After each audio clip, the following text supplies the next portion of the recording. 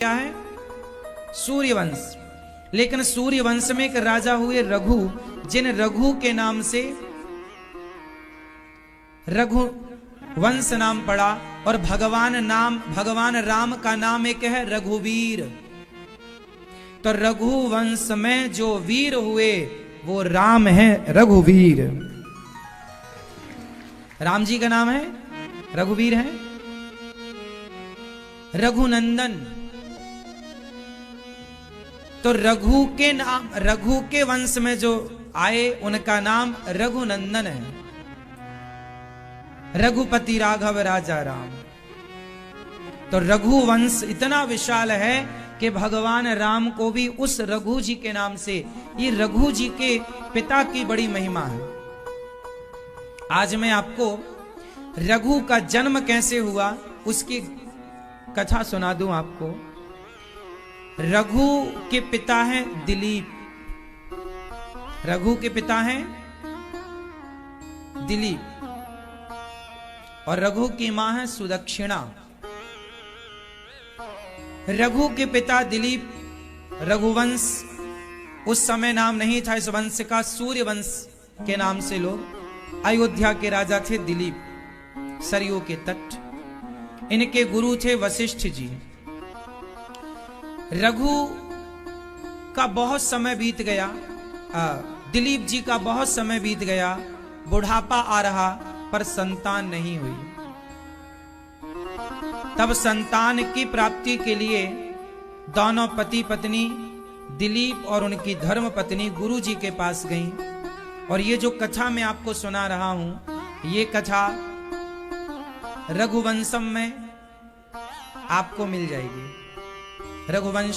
रघुवंश महाकाव्य श्री महाकवि कालिदास जी ने लिखा है। महाकवि कालिदास जी की एक रचना है रघुवंशम। तो रघुवंशम में ये पूरी घटना महाकवि कालिदास जी लिख रहे हैं। राजा दिलीप जो हुए, उनकी पत्नी के सहित वो गुरु जी के आश्रम में जंगल में गए।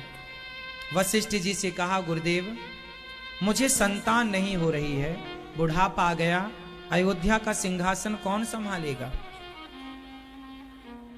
तब गुरु वशिष्ठ जी ने कहा कि दिलीप तुमसे एक गलती हुई है जिसके कारण तुम्हें संतान का सुख नहीं मिल रहा। दिलीप जी ने कहा, महाराज गलती मुझे तो जानकारी नहीं है, क्या गलती हुई?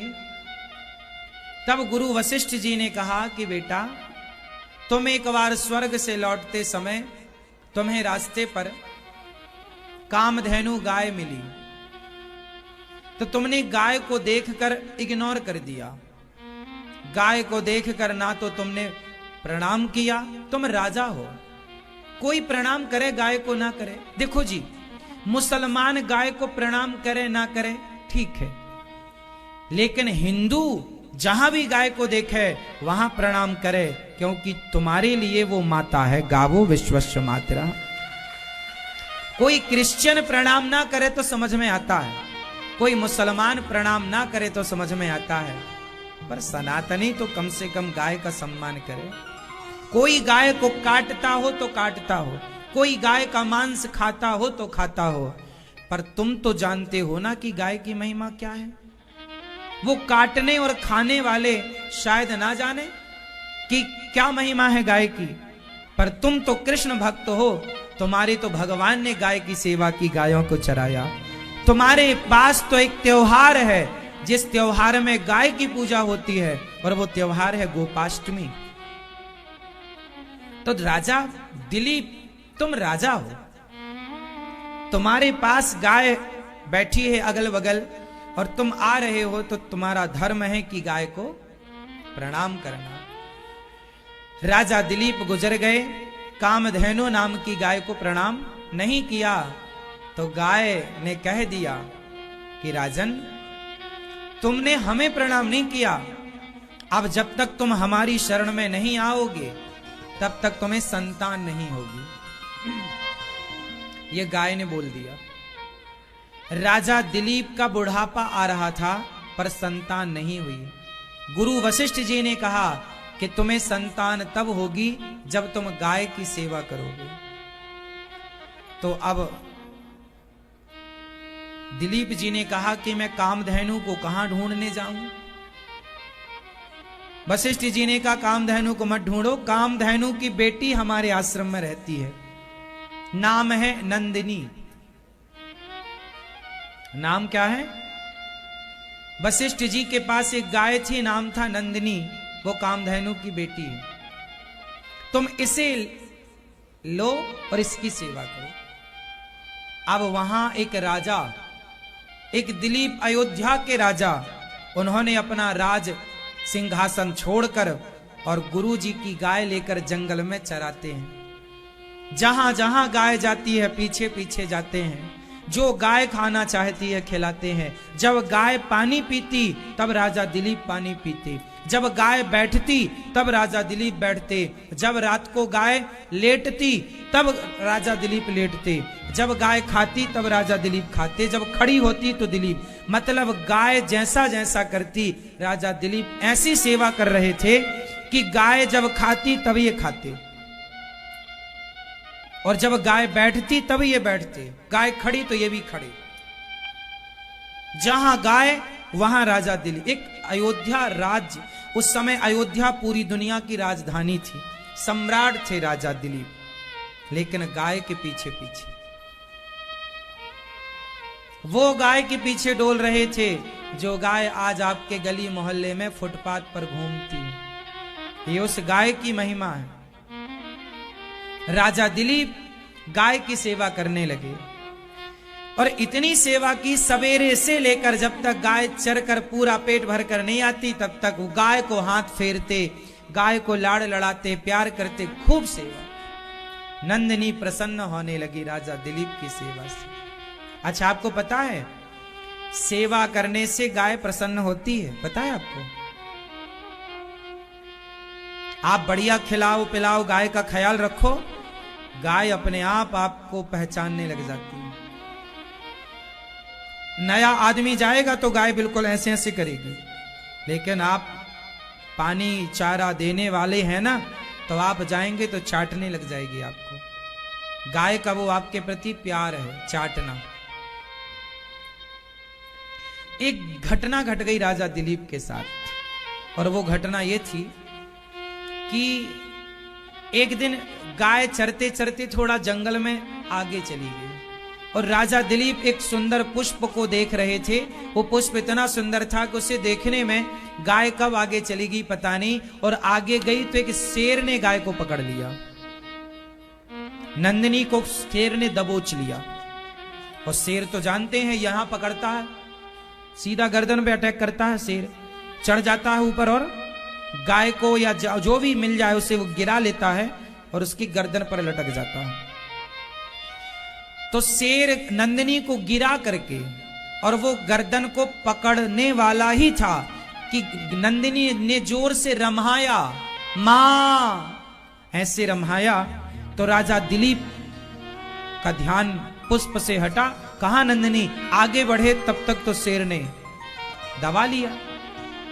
राजा दिलीप ने अपना धनुष बाण निकाला। राजन रुक जाओ, शेर, यदि तुमने मेरी नंदिनी गाय को क्षति पहुंचाई तो मैं तुम्हें मार दूंगा।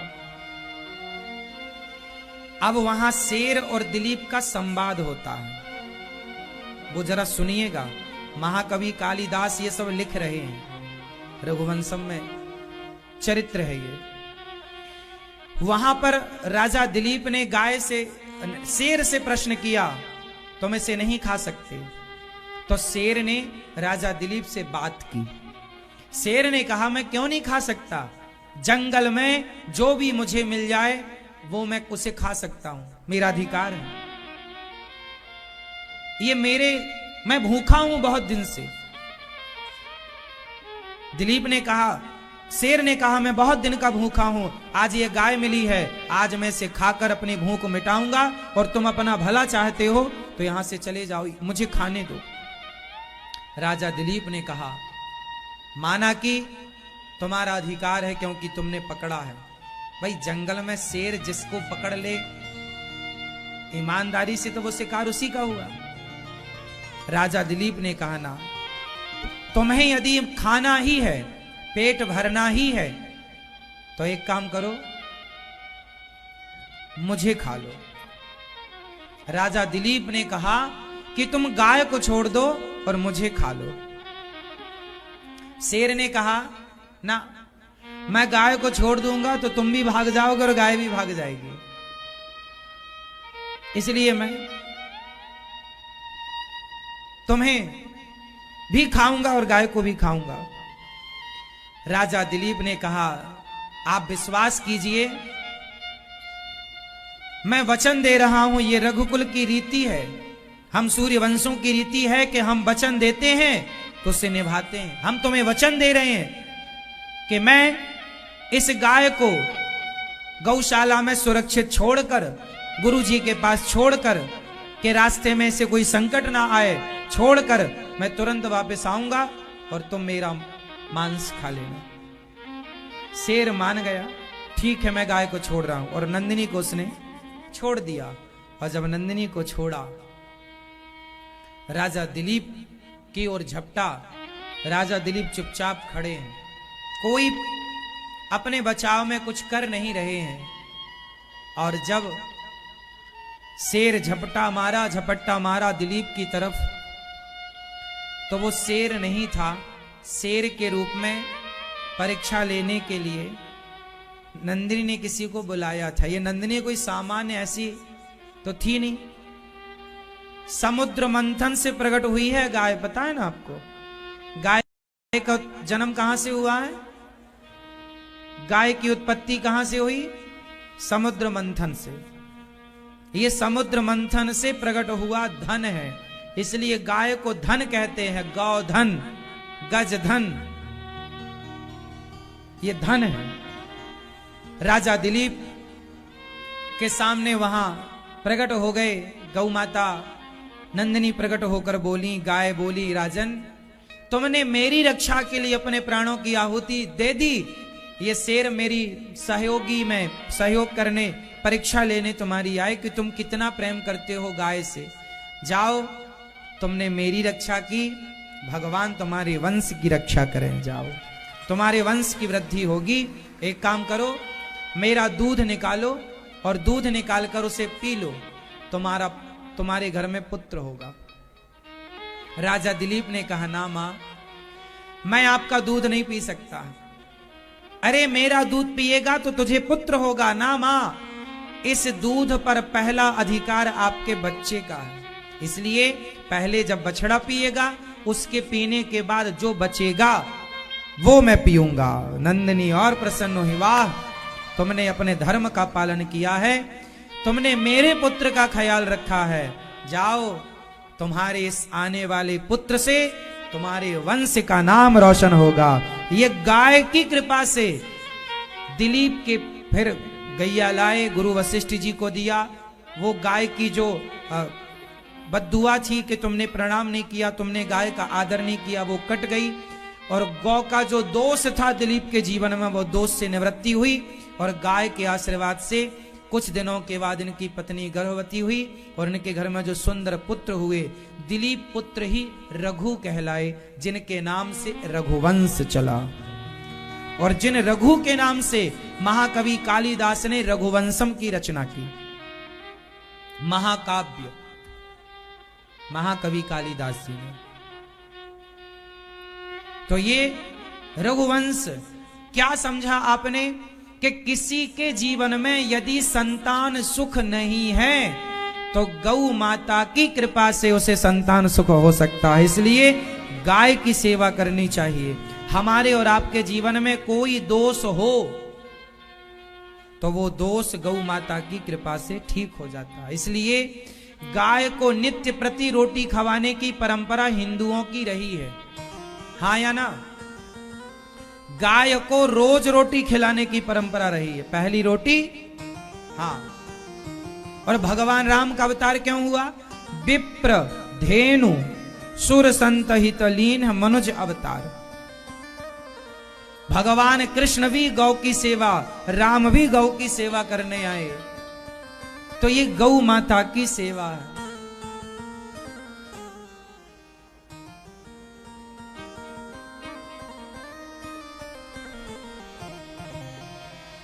इसलिए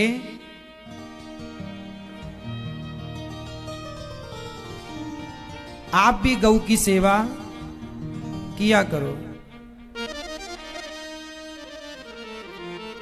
आप भी गौ माता के लिए छोटा सा घर में स्थान दो गाय के लिए, ताकि गाय की सेवा हो, गौशाला हो आपके यहाँ।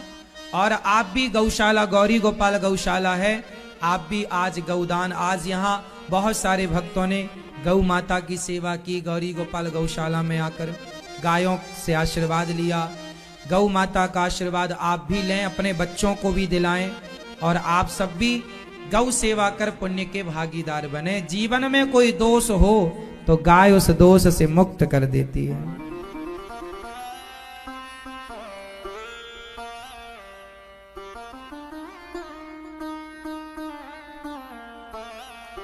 ना। इसलिए आज गाय की जो दुर्दशा है, इस दुर्दशा से हम सब परिचित हैं। गौ हत्या बंद हो, इसके लिए आपको गौ सेवा करनी चाहिए। आज गौशालाओं में भी गायों की अच्छी स्थितियां नहीं है। कुछ गौशालाओं में तो अच्छी स्थितियां हैं, पर कुछ गौशालाओं में आज ये स्थितियां हैं कि गाय को भरपेट भूसा नहीं मिल रहा है। आज लोग अपनी जिम्मेदारी नहीं समझ रहे हैं। पहले ना गायों को भरपेट, पहले हर गांव में गौचर भूमि होती थी। पहले हर गांव में सरकारी नक्शे में, सरकारी खसरे में, पटवारी के पास ये लेखा जोखा होता है कि हर गांव में सरकारी जमीन होती है, जिसे गौचर भूमि कहते हैं, होती है। लेकिन आज की स्थिति ये है कि वो सारी गौचर भूमि कुछ लोगों ने कब्जा कर लिया, और आज वो सारी गौचर भूमि गांव की भूमियां खत्म हो गई। पता ही नहीं चला वो भूमि कहां चली गई। अब शायद किसी गांव में गौचर, आज गाय सड़क पर क्यों दिखती है आपको? पहले गाय सड़क पर नहीं थी, क्योंकि पहले गौचर भूमि होती थी नदियों के किनारे। कई एकड़ों में सरकारी भूमि होती थी, जिसमें गाय चरती, बैठती, उड़ती, वही रहती। लेकिन आज सारी भूमि को लोगों ने कब्जा कर लिया, गौचर भूमि खत्म। अब सोचिए कि आज गायों को बैठने की जगह नहीं है, इसलिए मजबूरन गाय सड़क पर आकर के बैठती है। सड़क पर आकर बैठ, क्यों? गाय को बैठने की जगह नहीं है। सारी गौचर भूमि खत्म हो, सब कब्जा कर लिया। और आप लोग 50-50 हजार के कुत्ते तो रख लेते हैं, पर एक गाय की सेवा नहीं कर पाते। इसलिए गाय की सेवा करो।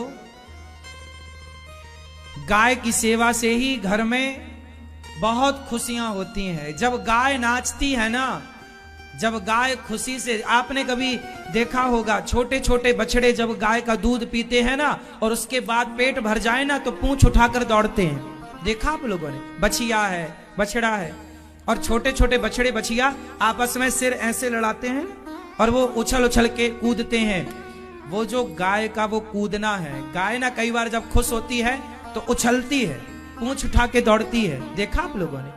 वो गाय की खुशी, जिसके घर में गाय उछलती, कूदती, नाचती, खेलती है, उसके घर में उसी तरह परिवार के लोग उछलते, कूदते, नाचते, खेलते हैं गाय के आशीर्वाद से। गाय जिस घर में सुखी है, उस घर में व्यक्ति सुखी जरूर होगा। जिस घर में गाय सुखी है, उस घर में व्यक्ति सुखी जरूर होगा। इसलिए आप लोग थोड़ी सी जगह गायों के लिए रखो, और गौशालाओं में यदि आप नहीं रख पाते घर पर, तो अपने नाम की एक गाय गौशाला में रखो, और 1 गज 2 गज, अभी गौचर भूमि गौरी गोपाल गौशाला में अब गाय ज्यादा हो गई हैं, तो गौचर भूमि की जरूरत है। तो आप भी 1 गज 5 गज 2 गज, जो आपकी श्रद्धा, आप गायों के लिए गौचर भूमि दे सकते हैं कि आपकी ओर से 1 गज 2 गज भूमि खेत की जरूरत है गायों के लिए, जहां चारा बोया जाएगा, जहां चरेगी गाय, खाएगी, खेलेगी। तो आप भी घर पर रखो, वरना गौरी गोपाल गौशाला आपकी गौशाला है, आप अपनी गाय यहां रखो और यहां पर आप गाय की सेवा करो। हाँ, आज हमारा देश गौमांस सबसे बड़ा सप्लायर हो गया है, गौमांस का। इतनी तरक्की कर गया हमारा भारत।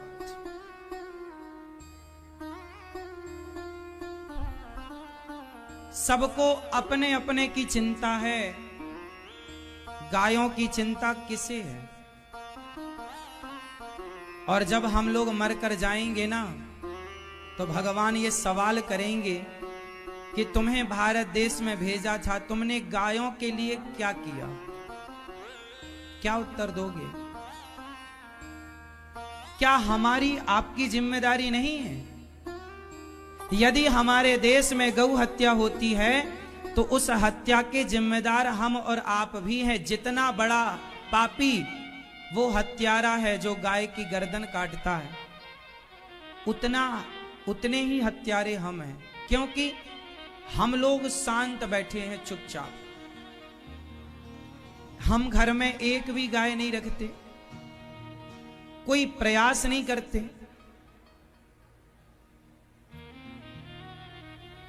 हर बार चुनाव हो जाता है, सिलेंडर फ्री में देने का, कहीं बिल माफ करने का, कहीं लैपटॉप बांटने का चुनाव जीत भी जाते हैं, पर किसी भी चुनाव में गौ माता की कोई चर्चा नहीं होती। होती हो तो बता। सबको अपनी चिंता है साहब, अपनी औलादों का पेट भरना है। अपना गाय तो कट रही है तो कटने दो, क्या फर्क पड़ता है? हमें तो बिजली बिल माफ हो जाए, फ्री में राशन पानी मिल जाए, फ्री में बसों की टिकटें मिल जाएं, बस गौ हत्या हो रही होती रहे। आज तक बताइए, चुनाव में कभी गौ हत्या मुद्दा रहा? आप लोगों ने कभी कहा नेताओं से कि आप गौ हत्या बंद करने का प्रयास कीजिए? ना तो आपने कहा, ना तो नेताओं ने किया। गाय के लिए किसी पार्टी के नेता ने नहीं सोचा। कोई भी पार्टी हो हमारे देश की, गायों के लिए किसी पार्टी ने आज तक कोई काम नहीं किया। बूचड़ खाने कौन सा राज्य है जहां ना चल रहे हों? अब यूपी में पहले की अपेक्षा कम हो गया, ये सही है, लेकिन किसी राज्य में तो ज्यादा है। तो आप ये देखो कि आपके राज्य में कितना बूचड़ खाना है और कितनी गौ हत्या हो रही है। और यदि आपके राज्य में हो रही है तो आप भी उसके जिम्मेदार हैं।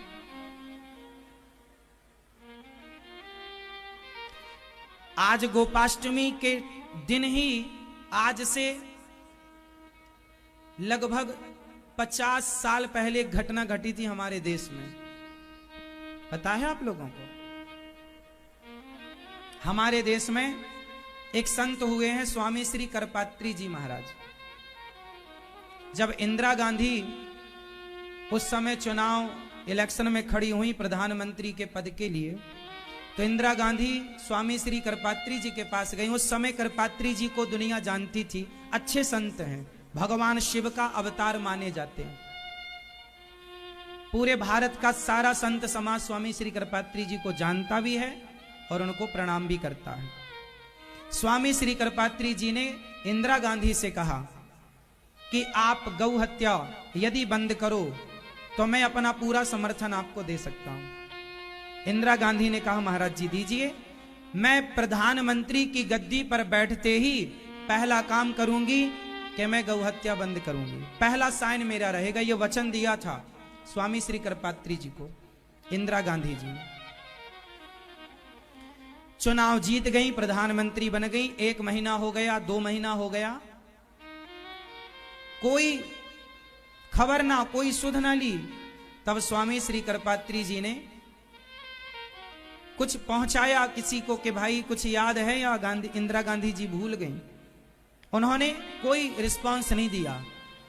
तब सभी संतों को लेकर, हजारों संतों को लेकर स्वामी श्री करपात्री जी महाराज दिल्ली की तरफ संतों को और गाय को, आज का ही वो दिन था गोपाष्टमी का, आज गोपाष्टमी के दिन दिल्ली की तरफ हजारों संत और गाय, आगे आगे गाय, पीछे पीछे संत, और करपात्री जी सांसद भवन का घेराव करने के लिए पहुंचे कि आपने जो वादा किया था पूरा करो, गौ हत्या बंद कराओ, सारे लाइसेंस रद्द करो, जो बूचड़खानों को तुमने लाइसेंस दिए हैं सारे बंद करो। इतिहास के पन्ने उठाकर देखना साहब, इंदिरा गांधी ने सभी संतों पर गोलियां चलवा दी थी, हजारों की मात्रा में संत मरे थे, खून बहा था आज के दिन। गाय पर गोली चलवाई थी, गाय मरी, संत मरे। ये इतिहास का पन्ना पलटकर देखना, कोई असत्य नहीं बोल रहा हूं मैं, इतनी बड़ी बात। खून से रंगे हैं, संतों के खून से रंगे हैं ये सत्ताओं के हाथ।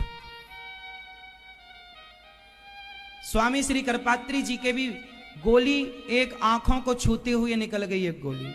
उन्हें उसके बाद फिर एक आंख से कम दिखने लगा, जेल में डाला। आजादी के बाद पहला स्वामी श्री करपात्री जी संत थे जिन्हें गाय का पक्ष लेने के कारण, गाय का समर्थन करने के कारण उन्हें जेल में डाला गया। स्वामी श्री करपात्री जी जेल में रहे, इंदिरा गांधी जी ने जेल में डाल दिया। तब स्वामी श्री करपात्री जी ने फिर श्राप दिया था, श्राप की चर्चा नहीं करेंगे, उन्होंने श्राप दिया था, संतों का खून बहाना, गाय। अब चलो वो सरकार तो गई, वो तो इंदिरा गांधी भी अब नहीं रही। अभी वर्तमान में हमारे प्रधानमंत्री जी हैं। गौ हत्या कोई बंद कर सकता है ना, तो मोदी जी कर सकते हैं। मोदी जी यदि नोट बंद कर सकते हैं तो गौ हत्या भी बंद कर सकते हैं। मोदी जी यदि धारा 370 हटा सकते हैं तो बूचड़खाने भी हटा सकते हैं। अब मोदी जी चाह लें तो गौ हत्या आज बंद हो जाए। आज रात के 8 बजे आकर कह दें कि सारे लाइसेंस रद्द जो गौ हत्यारों के हैं, जो बूचड़खानों के हैं। कौन माई का लाल है जो मोदी जी की बात को ना माने, बताओ। आज चाहे मोदी जी तो गौ हत्या बंद कर सकते हैं। हम और आप कितना भी चिल्ला लें, चीख लें, मर जाएं, हम जैसे कितने मर गए, करपात्री जी जैसे कितने चले गए, कहां सुनवाई हुई। राजा चाहेगा तो काम होगा। और वर्तमान में देश के राजा हैं प्रधानमंत्री जी श्री नरेंद्र मोदी जी। मैं निवेदन करूं मोदी जी से कि यदि आपने देश में गौ हत्या बंद कर दी, आज गोपाष्टमी के दिन निर्णय ले लीजिए, यदि गौ हत्या बंद हो गई तो युगों युगों तक मोदी जी का नाम अमर हो जाएगा कि कोई सपूत पैदा हुआ जिसने गौ हत्या बंद कर दी। और गाय के मांस से यदि हमारा देश पैसा पा रहा है तो हमें ऐसा पैसा नहीं चाहिए। गौ हत्या क्यों हो रही है? गौ मांस का मोटा पैसा मिलता है, सरकारी खजाने में आता है, फिर वो सरकारी खजाने का पैसा सड़क बनने में लगता है, वो सरकार पैसा भारत के उत्थान में, डेवलपमेंट में खर्च करती है। तो हमें ऐसा डेवलपमेंट नहीं चाहिए ना जो गौ हत्या के मांस से जुड़ा पैसा है। क्यों क्यों जी आपको चाहिए? अरे हमने तो कई दशकों तक सड़कों में गड्ढे देखे हैं, हमने तो कई दशकों तक सड़कों में, आज भी हमारे देश में बहुत सड़कें ऐसी हैं जिनमें गड्ढा है। आज भी हमारे देश की कुछ सड़कें अच्छी नहीं है, तो 2-5 साल और ऐसी चल लेंगे हम। लेकिन यदि हम वो नेताजी कहें कि जी गौ मांस बेचकर हम तुम्हारे लिए सड़कें बनवाएंगे, तो हम कच्चे गड्ढों की सड़कों में चल लेंगे। दूसरे तरीके से धन कमा लो, गौ मांस से ही क्यों कमाना? धन कमाने के रास्ते और हो सकते हैं। सरकारी बड़े बड़े जंगल हैं, सरकार जंगलों में छुड़वा दे गैयों को जो फुटपाथ पर हैं, संरक्षण दे, सारे बूचड़खानों के लाइसेंस रद्द कर दिया जाए। कौन माई का लाल मोदी जी के खिलाफ खड़ा होगा बताओ? किसमें हिम्मत है? इसलिए अब पूरी जिम्मेदारी, इंदिरा गांधी ने जो काम नहीं किया वो मोदी जी को करना चाहिए। क्योंकि अब उम्मीद किससे? आप बताओ, मोदी जी के बाद आपको कोई नजर आ रहा है? यदि अब गाय की हत्या बंद नहीं हुई तो फिर आपको किससे उम्मीद है? विपक्षी पार्टियां एक हो रही हैं और ये विपक्षी पार्टियां वही हैं जो चौराहे पर गाय को काटकर गौमांस खाती हैं। तो ये तो जब विपक्ष में है तब गौमांस खाती हैं, तो पक्ष में आ जाएंगी तो पता नहीं क्या करेंगी। इसलिए उम्मीद मोदी जी से है। यदि मोदी जी चाहें तो गौ हत्या बंद हो सकती है। आप में से कितने लोग चाहते हैं कि गौ हत्या बंद हो जाए? चाहते हैं? तो अब 2024 में जो चुनाव होगा उसमें पहला मुद्दा यही हो कि वही अब देश का प्रधानमंत्री बने जो गौ हत्या को बंद करे। पहली शर्त आपकी हो। यदि ये शर्त आपने नहीं रखी तो आप लोग भी गौ हत्यारे हैं।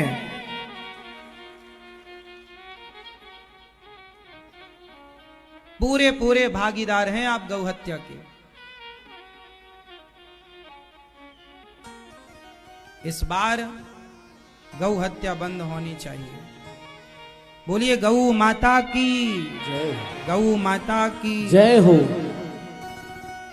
और आप लोगों को गाय की सेवा के लिए प्रयास करना चाहिए।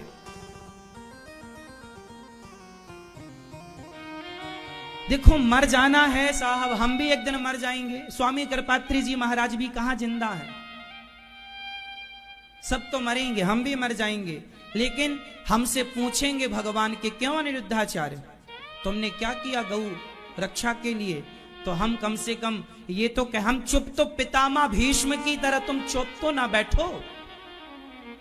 गौ हत्या हो रही है और यदि आप चुपचाप तमाशा देख रहे हैं तो दुशासन ने द्रौपदी के कपड़े उतारे, तो जितना बड़ा अपराधी दुशासन था उतने ही बड़े अपराधी भीष्म पितामह भी थे, क्योंकि वो चुपचाप तमाशा देख रहे थे। गौ हत्या हो रही है आपके देश में और आप चुपचाप तमाशा देख रहे हैं, तो आप भी हत्यारे हैं। इसलिए पितामह की तरह चुप्पी ना साधो, अपनी चुप्पी तोड़ दो और गौ हत्या के समर्थन में आवाज लगाओ।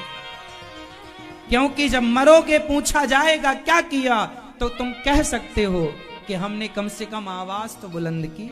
आवाज पितामह की तरह तो ना बैठो ना चुपचाप। इसलिए गाय की सेवा करो, घर में गाय रखो और गाय से प्यार करो। ये दास अनिरुद्ध है। गौरी गोपाल गौशाला में 200 गौ माता हैं, 200 से ऊपर गौवंश। हमारे यहाँ के नंदी भी सुखी हैं, आप जाके देखना, बढ़िया सुंदर नंदी हैं। लोग तो नंदी नहीं सेवा कर पाते, पर गौरी गोपाल गौशाला में गाय भी हैं और नंदी भी हैं। आप लोग भी गायों के लिए थोड़ा थोड़ा प्रयास किया करो। एक ट्रॉली भूसा का ही सही सहयोग करो, थोड़ा गुड़ का, चोकर का, थोड़ा गायों के भोजन का सहयोग जरूर किया करो, सेवा किया करो। आज की कथा में विशेष अतिथि के रूप में हमारे भैया मेरठ से आए हैं।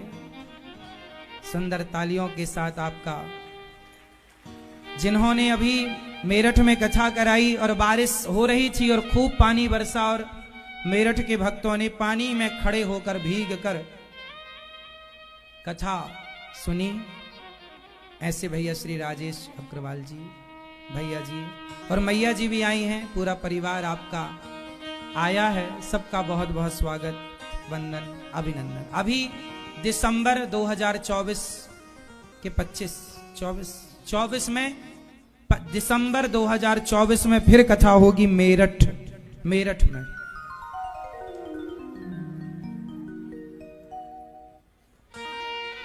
तो ऐसे हमारे भैया,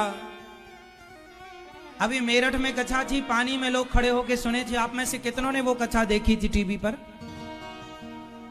आप सबने देखी थी ना? आपने भी देखी, सुनी थी। पानी, भयंकर पानी बरसा था, गजब पानी। पानी ऊपर से भी बरस रहा था और नीचे कुर्सियों में ऊपर तक पानी, कुर्सियां आधी आधी डूबने की स्थिति थी। फिर भी लोग मेरठ वाले बैठे रहे 3 घंटे तक पानी में, और वो लोग भी बैठे रहे जो करोड़पति हैं, वो भी पानी में बैठकर गीले होकर कथा सुने, क्योंकि कथा प्रेमी है। कोई सामान्य और कोई विशेष वहां था ही नहीं, सब एक साथ पानी में। हम भी वहां पर पानी भरा था, ट्रैक्टर से ही आया जाया करते थे कथा में।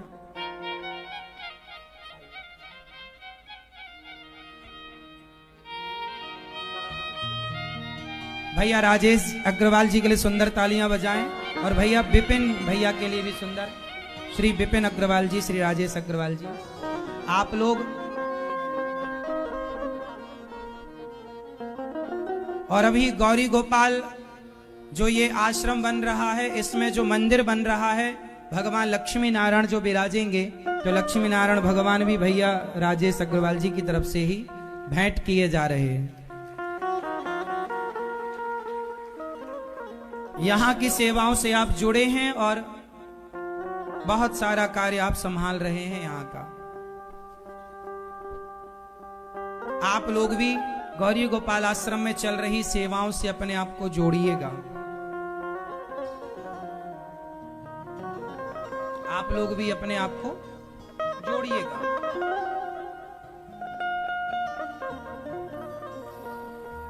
प्रयास कीजिएगा कि आप भी आश्रम में चल रही कुछ ना कुछ सेवाओं से अपने आप को जोड़ सकें। तो आज गौ माता की सेवा का संकल्प, बोलिए गौ माता की। कल हमने राम कथा सुनी थी, थोड़ी सी आज सुना देते हैं। मैया, जब भगवान राम को 14 साल का वनवास माता कैकेयी ने दिया, राम जी को कितने साल का वनवास मिला? जोर से 14 साल। 14 वर्ष राम जी को वनवास जाना पड़ा।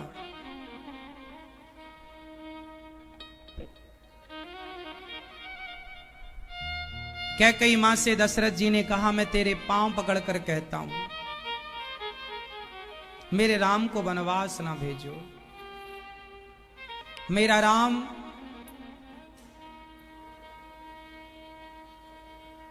जंगल में कैसे रहेगा? कैकेयी बोली, वनवास भेजना पड़ेगा। कैकेयी मां ने 14 साल का वनवास दिया और राम जी वनवास की ओर चले।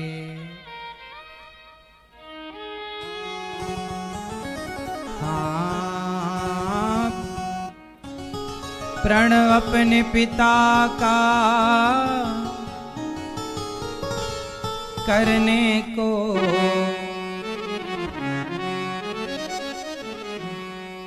प्रण अपने पिता का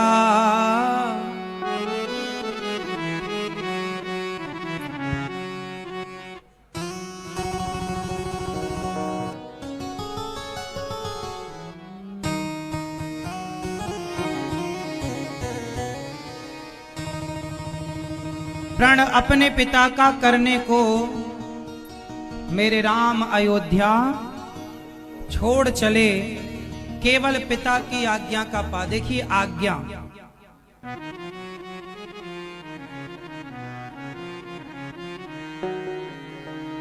तो